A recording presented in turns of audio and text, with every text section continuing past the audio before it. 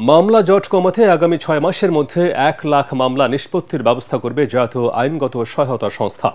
রাজধানীর ওসমানী স্মৃতি মিলনায়তনে জাতীয় আইনগত সহায়তা দিবস উপলক্ষে আয়োজিত অনুষ্ঠানে এ তথ্য জানান আইন উপদেষ্টা ডক্টর আসিফ নজরুল। অনুষ্ঠান শেষে সাংবাদিকদের প্রশ্নের জবাবে তিনি বলেন, জুলাই বিপ্লবকে কেন্দ্র করে জড়িত নয় এমন ব্যক্তির নামে বিদ্বেষমূলক মামলা যারা দিচ্ছেন তাদের মুখোশ উন্মোচন করতে হবে, গণমাধ্যমকে এগিয়ে আসতে হবে। শিশু আসিয়া ধর্ষণ মামলাকে সর্বোচ্চ গুরুত্ব দিয়ে দ্রুত নিষ্পত্তি করার চেষ্টা চলছে বলেও জানান তিনি। সাবেক মেজর সিনহা হত্যা মামলা এবং নারায়ণগঞ্জের 7 খুন মামলা কবে শেষ হবে তা উচ্চ আদালতের এখতিয়ার বলেও জানান আসিফ নজরুল। আইন মন্ত্রণালয়ের মতামত দেওয়ার আগে ইসি ইশরাক হোসেনকে মেয়র ঘোষণা করে গেজেট প্রকাশ করেছে বলে জানান আইন উপদেষ্টা। খবর নিয়ে জানলাম যে আমাদের দেশে প্রতি বছর 5 লক্ষর মতো মামলা হয় রাফলি।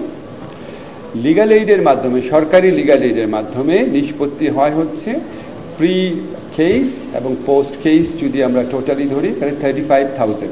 আমি যদি লিগ্যাল এইড সংস্থাতে 2,200,000 কেসেস নিয়ে আসতে পারি তাহলে আদালতে মামলার চাপ কমপক্ষে 40% রিডিউস করবে।